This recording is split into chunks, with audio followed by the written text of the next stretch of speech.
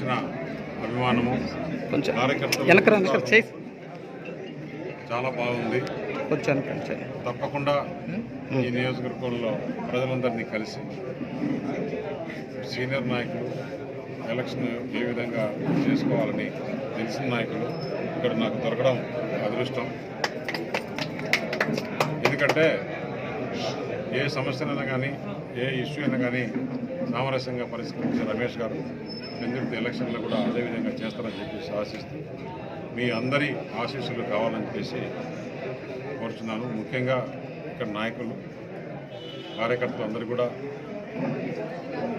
Glass గుర్తుకు ఓటేసి అలాగే పార్లమెంట్ అభ్యర్థిగా కమలం గుర్తుకు ఓటేసి గెలిపించాల్సిందిగా కోరుచున్నాను.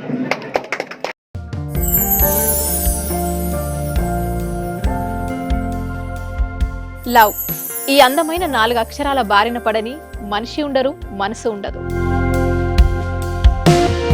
ఈ లవ్ కొంతమంది జీవితానికి సరిపడా మధురమైన అనుభూతులను అందిస్తే మరికొంతమందికి జీవితాంతం వెంటాడే చేదు జ్ఞాపకాలను మిగిల్స్తుంది. లైలా మజ్ను, పార్వతీ దేవదాస్ ఈ 2 కథల్లో మజ్ను లైలా ప్రేమ కోసం ఎంత పరితపించాడో విన్నాం. దేవదాస్ పార్వతి ప్రేమ కోసం ఎంత పిచ్చోడయ్యాడో చూసాం.